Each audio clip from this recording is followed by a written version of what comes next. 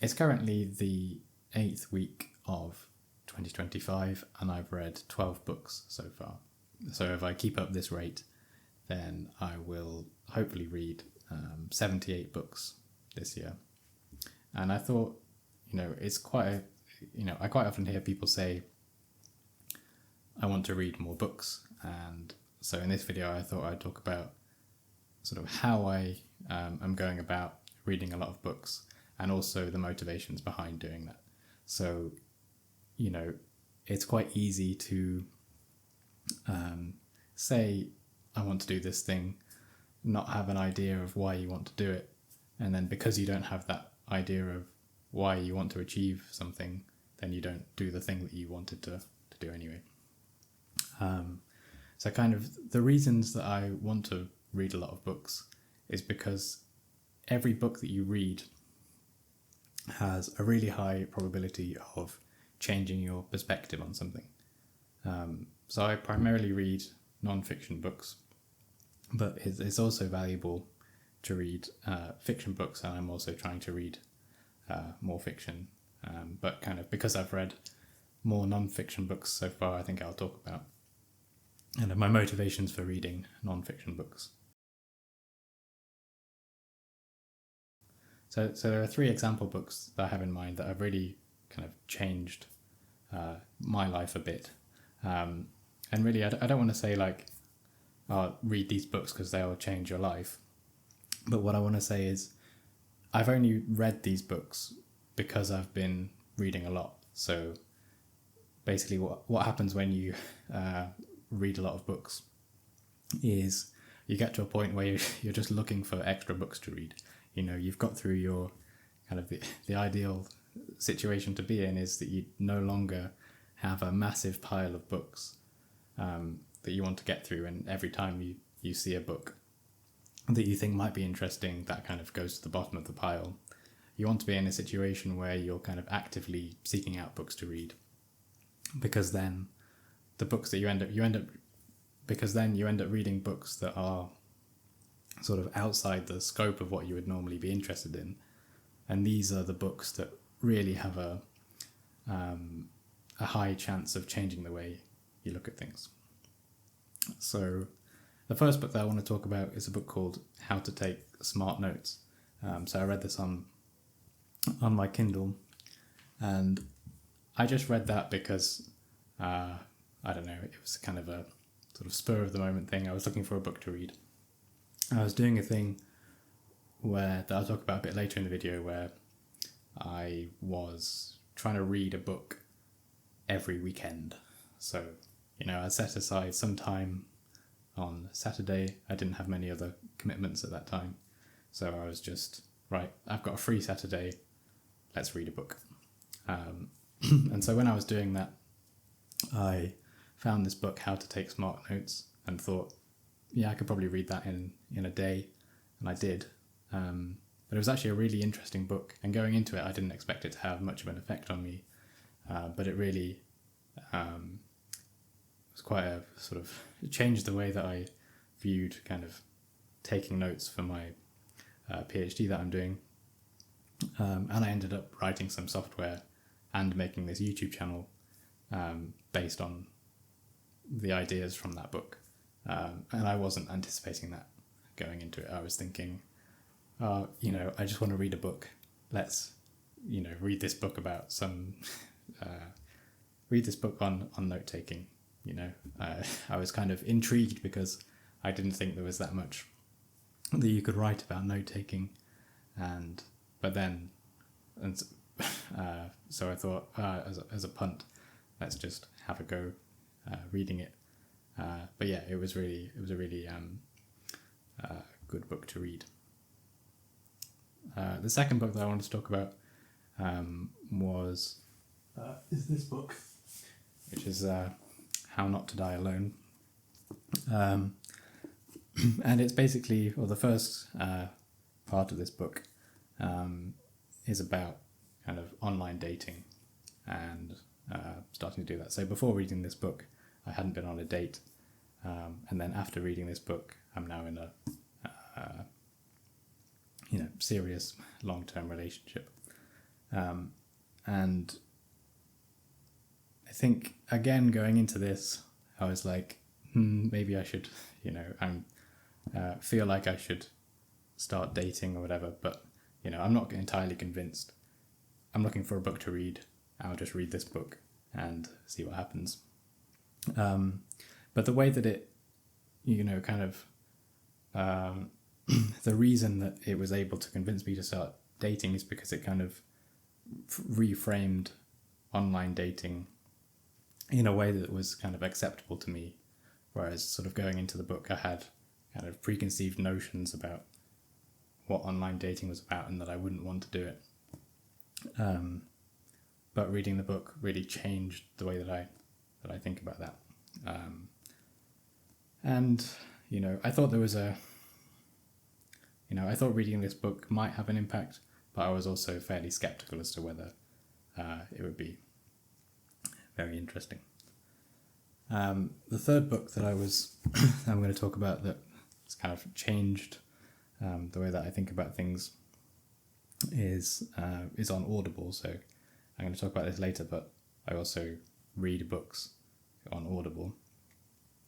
And that's a book called Outlive by Peter Attia. So this is a book, the book Outlive is about longevity, which is kind of the idea that you should behave in a way that means that you'll have a kind of healthy life for as long as possible. And also that, we should try and structure society in a way that maximizes the quality of life for people. So that's not having healthcare to fix problems, but really having sort of preventative healthcare that prevents problems from happening. And since listening to that book, I've started, exercising more and started making positive changes to my life. And I think that's because of thinking, that's sort of having the motivation, which is like, okay, I'm fine now, I'm healthy now. But, I need to be extra healthy now so that I can be healthy in the future. And so because I have a reason for wanting to do exercise, that's made it much easier for me to go out, on a run or play more tennis or something. And so really what I want to say about all these, kind of my motivations for reading lots of books is that every now and then you come across one that will completely change what you're doing, can completely change the way that you think about things. And I think this is a thing that I want to do. I kind of want to be exposed to these new ideas and new ways of thinking about things. And that's why that's kind of my motivation for reading a lot of books. So if you want to read a lot of books, then you need to find a similar motivation. And I think, if you're interested in nonfiction and you're interested in kind of exploring new ideas and things, then kind of reading a lot of books because each one has a small probability of, drastically changing the way that you think about things is kind of a good reason for you. So that might work for you. If you're not interested in that, but you still have this idea that, I want to read more books, then, come up with a good reason for wanting to read more books. So once you've decided that you want to read a lot of books, you then need to actually do it.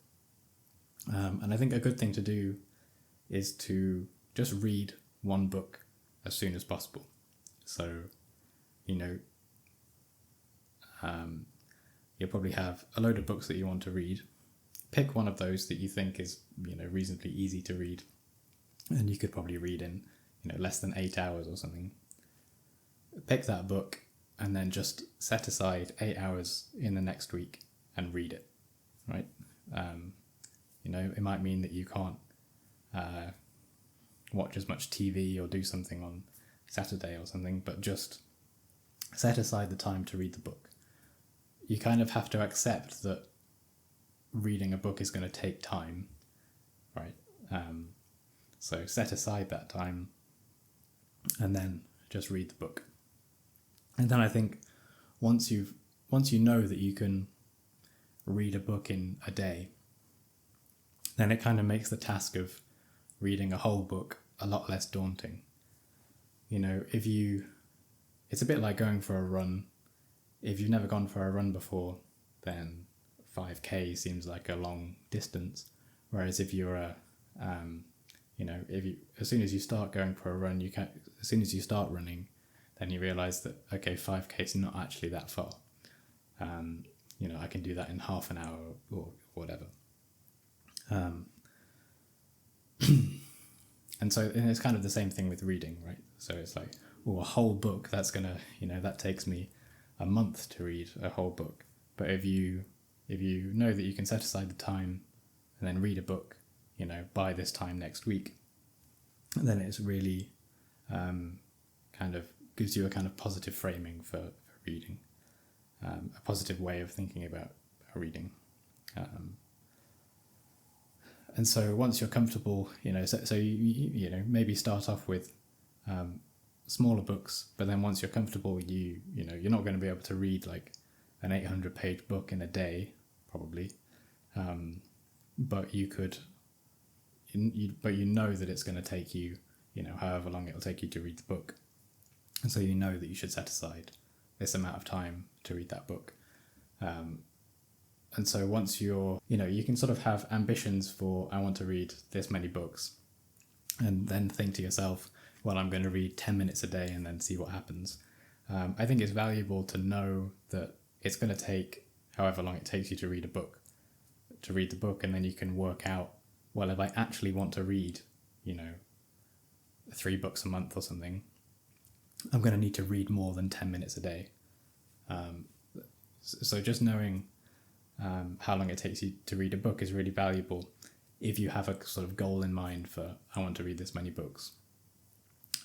Because otherwise you might be, reading for 10 minutes, 20 minutes a day, and then being like, oh, well, this book's just taking me ages to get through. I think as well, I find that reading for longer periods, you get, once you've kind of started reading for a bit, you can then read faster than if you were to just kind of read for 10 minutes, stop, and then the next day read for 10 more minutes. I think it kind of takes you a while to get into reading the book, and so I would always opt for going for kind of fewer, larger reading sessions rather than 10 minutes every day. But if you've only got 10 minutes every day, then that's what you can read. So once you know how long it takes you to read a book, you'll be able to work out how many books is a reasonable amount that I can read, and also whether that's kind of what you want to do, whether you want to read more or whether you'll be kind of happy with that. If you don't have enough time to read as many books that you want to, then I think the best way of getting around that is by reading audiobooks. Now, some people will be a bit kind of opposed to audiobooks, and I think this is just where you can sometimes feel a bit kind of passive reading the audiobook as opposed to reading a regular book, whereas you can sometimes sort of drift out of the audiobook. So I mean, whilst I understand this point of view, I would still say that if I've listened to an audiobook, then I've read the book. And I think you can be kind of tactful about which books that you listen to versus which books that you read. So if you really want to understand the content of a book, then you can, get the physical edition or read it on the Kindle. But if it's a book where you're just kind of, you want to read it, but you're not absolutely set on understanding everything from the book, then that's a case where an audiobook would be good, because if you're not particularly sort of driven to fully understand the content of the book, then you'd be okay listening to it and maybe missing some of the finer details for the book, but still getting kind of the broad overview of the book in a much more kind of detailed way than if you were to just read the synopsis. So I think, audiobooks are definitely an excellent way of increasing the amount of books that you can read. And a kind of hack that you can do on Audible, if you want to read a lot of books on Audible, then you'll probably want to read more than once a month. You probably want to read more than one book a month. And you can buy extra credits on Audible. And if you buy like 5 credits, then it's cheaper. Then you get a discount for buying multiple credits. So I think it works out at about £5 per book. And this is actually quite a good way of saving money, because if there are books coming out that you want to read, then kind of the hardback of the book will be more than £5. But if you buy the credits in bulk, then the kind of, you can pay £5 and get, the latest releases of books, which you would otherwise have to buy as hardbacks that would be more expensive, like £15 or something. So that's a good way of saving money on Audible if you're reading a lot. So I think with the Audible subscription, you could also just buy the credits in bulk and then stop your subscription, so that you're paying less than £7 or £8 per book. So also, while physical books are quite nice, I think getting something like a Kindle or Kobo reader or something is also a good way of sort of making it a lot easier to read books. So having a physical book is quite a nice, it's quite nice to have the objects, and they make good backgrounds. But and some people prefer the feel of having a real book. But if you're traveling a lot or going places, then it's much better to have all your books on a Kindle than it is to carry your books around with you. Yeah. So that way you can read books when you're traveling, and then if you're commuting or something, it's easier to pull out a Kindle than it is to get a book out. So that's just ways that you can get more reading time into your week, on the commute, or listening to audiobooks while you're doing other things.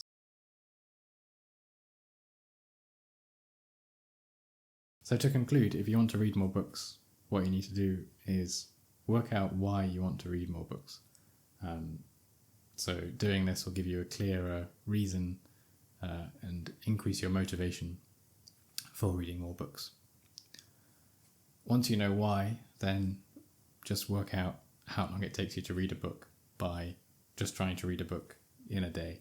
Doing this will give you more confidence for reading books, and then allow you to plan effectively your time so that you can get through reading books. Once you've done that, if you still don't have enough time, and then if you don't have enough time, then consider listening to audiobooks. And this will allow you to make more productive use of time, when you're doing other things, like when you're commuting, for example, or washing up, or cooking.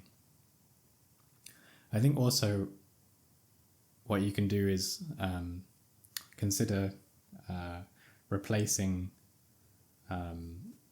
other forms of media with books. So, for example, podcasts are kind of less information dense than books, and I think because of that, books are much more valuable than podcasts or kind of blog posts or or kind of newspaper columns. And that's basically because if someone's written a book, then they've probably dedicated at least a year of their life to writing this book, whereas a podcast, two people will just turn up on the day and then have a chat. Or in a newspaper column, they're just writing, every day or every week. And so books contain really a lot more information than these kind of there's other media which is kind of more frequent, And so I would definitely say, if you want to read more books, then you can probably afford to get some more time to spend reading by reducing these other kind of less valuable resources. So thanks for watching.